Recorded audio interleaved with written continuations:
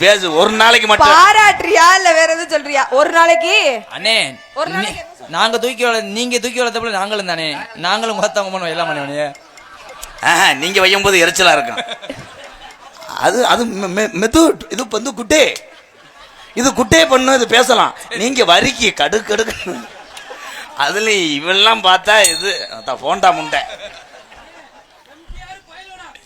இப்பதான்டா அவனுக்கு போக தெளிஞ்சிருக்கு.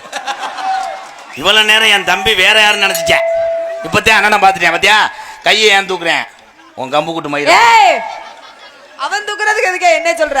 எங்க அண்ணன் தம்பி நாங்கெல்லாம் சரக்கு அடிச்சாலும் ஒண்ணு சேர்ந்தாத்தையும் அடிப்பான்.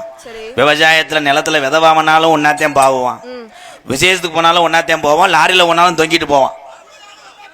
ஆனா இதுல இடம் கிடையாதுப்பா. ஏன்னா இதுல ஏற்கனவே ஹவுஸ்ஃபுல்.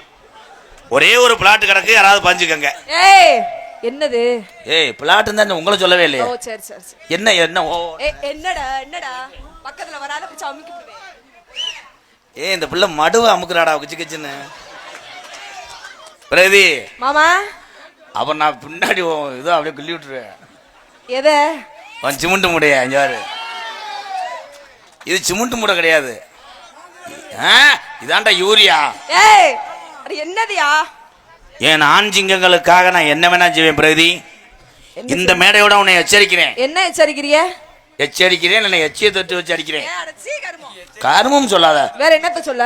அதெல்லாம் வந்து இன்ட்ரெஸ்டா இனிமையா இருக்கும். என்னது? அந்த அதான் அதான் அவ்வளவுதான். நான் அதான் சொன்னா அவங்க புள்ள பண்ணிக்கிறாங்க. சூரக்குண்டு நாடகத்துல சரியா தெரியலன்னு என் தம்பி வந்திருக்காங்க பாரு.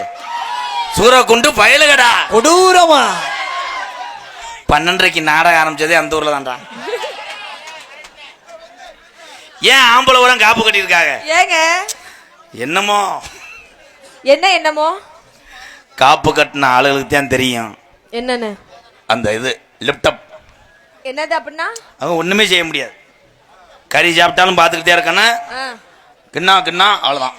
என்னங்க கிண்ணா கிண்ணானா? இந்த சோழி முடிஞ்சுடா.